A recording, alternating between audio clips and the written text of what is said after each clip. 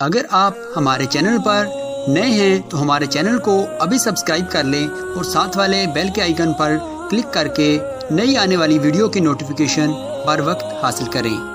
فی درجاتی حسنا فی صفاتی شہیدا فی تجلیاتی وعلی آلہ الطیبین الطاہرین واصحابہ اجمعین۔ اما بعد فاعوذ باللہ من الشیطان الرجیم بسم اللہ الرحمن الرحیم۔ اہدنا الصراط المستقیم صراط الذین انعمت علیہم صدق اللہ العلی العظیم۔ دوستان محترم، اللہ کا شکر ہے کہ ہم اور آپ یوم جمعہ اللہ جل وعلا کے گھر میں بیٹھ کر جمعۃ المبارک کی سعادتیں حاصل کر رہے ہیں۔ بے شک یہ اللہ کا کرم ہے کہ وہی توفیق دیتا ہے کہ ہم گھر سے اٹھ کر اللہ کے گھر میں اپنے پیروں پر چل کر آتے ہیں۔ یہ بذات خود ہمارا کوئی کمال نہیں ہے کہ ہم مسجد میں آ جاتے ہیں، یہ اللہ تبارک و تعالیٰ کا ہم پر کرم ہے کہ وہ ہمیں مسجد میں بھیج دیتا ہے، ورنہ ممکن ہے کہ اس بڑی سی دنیا میں، اس کائنات انسانی میں اس وقت کئی لوگ ایسے ہوں گے، یا تو وہ شراب کھانے میں بیٹھے ہوں گے، یا تو وہ جوئے کھانے میں بیٹھے ہوں گے، یا تو وہ بیٹھ کر دنیاوی باتیں کر رہے ہوں گے، یا تو وہ فلمیں ڈرامے دیکھ رہے ہوں گے، مگر بارے مسلمان تیری قسمت پر سلام ہو کہ اللہ نے تجھے شراب کھانے میں نہیں، خانہ خدا میں بھیج دیا۔ تو یہ اللہ کا کتنا بڑا کرم ہے۔ لوگ کہتے ہیں یار ہر وقت شکر ادا کیسے کیا جا سکتا ہے؟ میں نے کہا ہر وقت شکر ادا کیا جا سکتا ہے، جب اذان ہو تب بھی شکر ادا کیا جا سکتا ہے، جب نماز میں کھڑے ہو تب بھی شکر ادا کیا جا سکتا ہے، اور گھر میں بیٹھ کر اگر ایک کونے میں تو اللہ کی محبت میں رو رہا ہو تب بھی اللہ کا شکر ادا کیا جا سکتا ہے، کیونکہ اللہ ہی وہ ذات ہے جو تجھے اپنے قریب ہونے کی توفیق عطا فرماتا ہے۔ دنیا بہت بڑی ہے۔ اس وقت 1:15 بجے دنیا میں بہت سارے گناہ ہو رہے ہوں گے، مگر مسلمان خانہ خدا میں بیٹھ کر یا تو خدا کی باتیں سن رہا ہے، یا تو تسبیح پر خدا کو یاد کر رہا ہے، یا تو اللہ کا مقدس قرآن پڑھ رہا ہے۔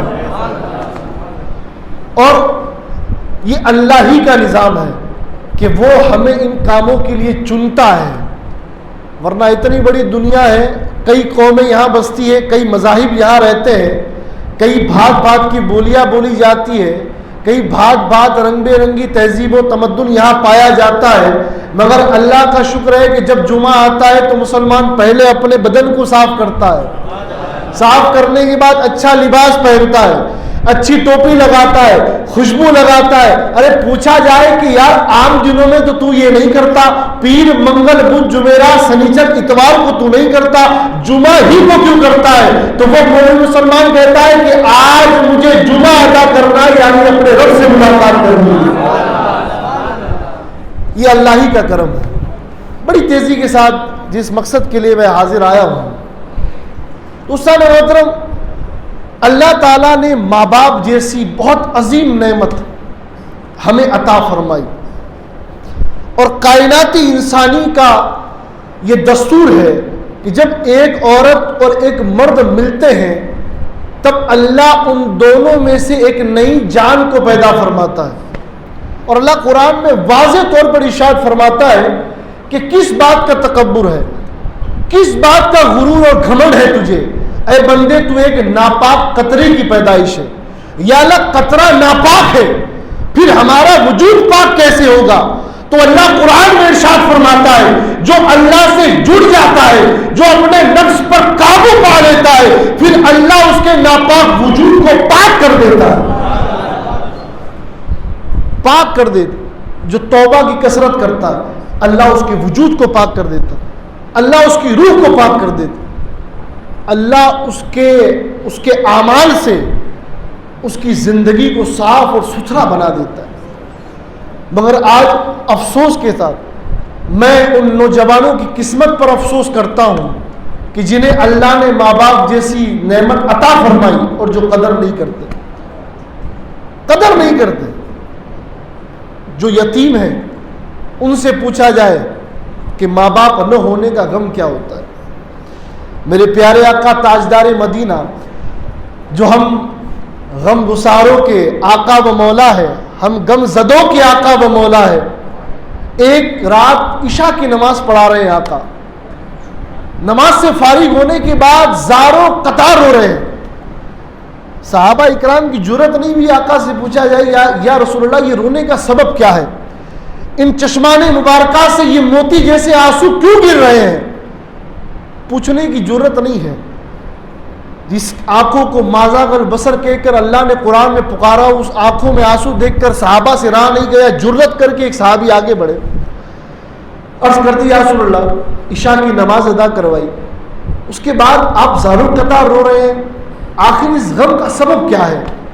تو میرے کریم آقا صلی اللہ علیہ وآلہ وسلم فرماتے ہیں, اپنی روتی ہوئی آنکھوں سے فرماتے ہیں, ارشاد فرماتے ہیں اپنی زبان سے, اے صحابہ کاش آج میری ماں زندہ ہوتی اور مجھے چلمن ہٹا کر آواز دیتی یا محمدہ, صحابہ گواہ ہو جاؤ, میں نماز توڑ دیتا, اپنی ماں کی خدمت میں حاضر ہو جاتا,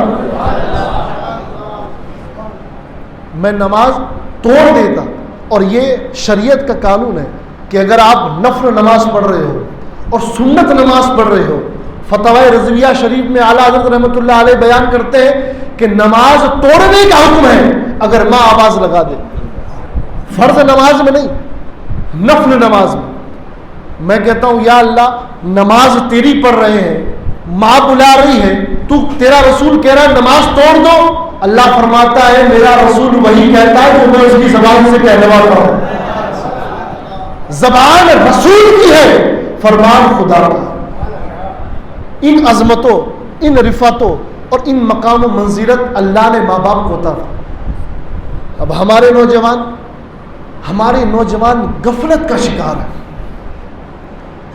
آپ جب گھر سے نکلتے ہو تو یاد رکھو, آپ جب کاروبار کے لیے نکلو, آپ کسی بزنس کے لیے نکلو, آپ ڈرائیونگ کر رہے ہو یا آپ کہیں پر ٹریولنگ کر رہے ہو, کہیں جا رہے ہو, یقین جانو دو کام کر لو کبھی مصیبت نہیں آئے گی.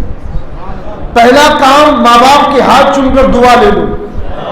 جو ماں باپ کی دعا کے سائے میں سفر کرتے ہیں پھر اللہ کے فرشتے خود ان کے لیے بانی کرتے ہیں. اور دوسرا کام اللہ کی راہ میں صدقہ دے دو.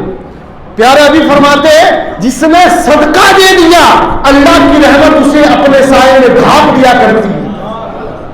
یہ دو کام کرو. مگر آج ہمارا گھر سے نکلنے کا معمول کیا ہے؟ یا تو گھر سے ہم بیوی سے جھگڑ کے جائیں گے, یا ماں باپ سے جھگڑ کر جائیں گے, یا چائے گرم نہ ملی ہو اس پر جھگڑا کریں گے. نہیں, جب گھر سے نکلو تو اچھے موڈ کے ساتھ, اچھے ہائے ہلو سلام دعا کے ساتھ نکلو اور ماں باپ کی دعا لے کر نکلو. اور ایک بات بتاؤں, اللہ معاف فرمائے, اگر ہم نے آج ان کی قدر نہیں کی, جب یہ ہم سے جدا ہو جائیں گے تو ایک کونے میں بیٹھ کر ہم بھی روئیں گے اور کہیں گے کہ کاش اس خالی جھولی میں, اس خالی کھٹیا میں میری ماں بیٹھی ہوتی تو گھر جنت نما لگتا. وہ خالی کھٹیا ہمیں چوبے گی, مگر ہم کیا کر رہے ہیں؟ نہیں, ماں باپ ہے تو ہیں, ہم اپنی مستی میں مست ہیں. اور اللہ معاف کرے, زندگی اور موت کا کوئی بھروسہ نہیں. اس قدر اپنے ہر لمحے کو جیو کہ یہ آخری لمحہ ہے. میں ایک بات کہوں آپ کو, آپ بڑی تیزی کے ساتھ گاڑی موٹر چلا کر خوش ہوتے ہیں کہ میں 120 پر چلا رہا ہوں, 140 پر چلا رہا ہوں, مگر کیا تمہیں ایک پل رک کر یہ احساس نہیں ہوتا کہ گھر میں میری ماں میرا انتظار کر رہی ہے, گھر میں میرا بوڑھا باپ جس نے پوری زندگی محنت و مشقت سے مجھے روٹی دی وہ میرا انتظار کر رہا ہے, گھر میں میری کنواری بہن میرا انتظار کر رہی ہے, گھر میں میرا چھوٹا بھائی میرا انتظار کر رہا ہے. کیا ہمیں یہ احساس نہیں ہوتا؟ اگر اللہ نے تمہیں وہ ڈرائیونگ سیٹ پر بٹھایا ہے تو پہلے اللہ نگہبان ہے اور اس کے بعد تم اس گھر کے ذمہ دار ہو, اس گھر کے نگہبان ہو جو گھر تم پیچھے چھوڑ کر آئے. اس طریقے سے زندگی مت جیو کہ لوگ بھول جائے. زندگی اس طریقے سے جیو کہ زمانہ تمہیں اصغر القادری کی گنبد کو دیکھ کر کہہ رہا ہے کہ اس کا گنبد اتنا چمکدار ہے تو اس کا کردار کتنا چمکدار ہوگا. زندگی ایسے جیو کہ آج آپ کی وصال کو کئی سال گزر گئے, آج بھی آپ کے گنبد کو دیکھ کر لوگ کہتے ہیں کہ گنبد اتنا چمکدار ہے تو اس بزرگ کا کردار کتنا چمکدار ہے. اور میں ان ماں باپ سے گزارش کروں گا کہ اللہ کے واسطے آج اپنی اولاد پر نظر رکھو, ان کی دوستیوں کو چیک کرو کہ وہ کن کے ساتھ بیٹھتے ہیں. پیارے آقا فرماتے دوست اس کو رکھو جو تمہیں نیکی کے قریب لائے اور برائی سے دور کرے, اور دوست اس کو رکھو جو تمہیں اللہ کا خوف دلائے. آج ہمیں چیک کرنے کی ضرورت ہے کہ ہمارے بچوں کے دوست کون ہیں. کیا ہمارے بچے شرابی, جواری, عیاشوں کے ساتھ گھومتے؟ ہمارے بچوں کی دوستیاں کن سے؟ اس کا جائزہ لینا ہر مسلمان پر ضروری اور فرض ہے. ہر ماں باپ سوچے کہ میرا بچہ کس کے ساتھ اٹھتا ہے, کس کے ساتھ بیٹھتا ہے.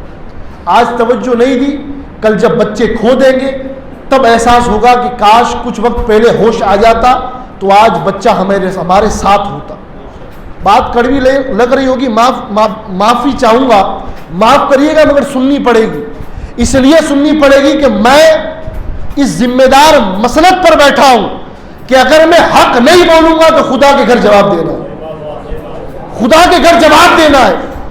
میں کہتا ہوں کہ پیسوں کے نشے میں اندھے مت ہو نوجوانوں, ہوش کرو, گھر میں تمہارے ماں باپ تمہارا انتظار کر رہے ہیں. اور نشوں سے دور رہو, برائی سے دور رہو.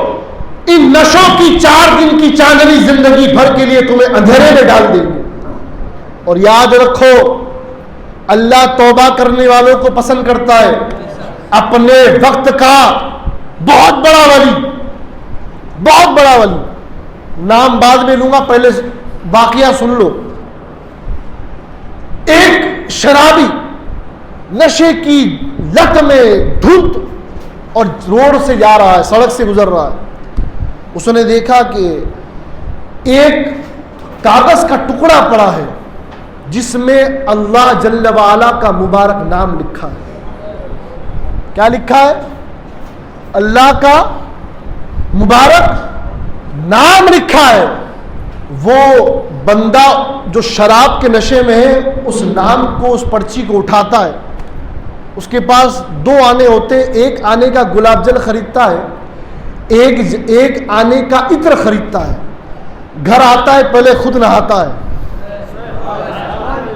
اس کے بعد وہ گلاب جل سے اس اللہ لکھے ہوئے پتے کو, پنے کو صاف کرتا ہے, ٹکڑے کو کاغذ کے. صاف کرنے کے بعد اسے عطر کی بوتل میں رکھ کر ابرائی پر اونچائی میں رکھ دیتا ہے اور سو جاتا ہے. یہاں پر وہ سوتا ہے اور قسمت جاگ جاتی ہے, قسمت جاگ جاتی ہے اور ندا آتی ہے, اے بندے خدا, تو نے میرے نام کا ادب کیا تھا, میں نے تیرے گناہ معاف کر دیے اور تجھے اپنا ولی بنا دیا. اور سن بندے, آج تو نے میرے نام کا ادب کیا ہے, قیامت تک میں تیرے نام کا اپنے بندوں سے چرچا کراؤں گا.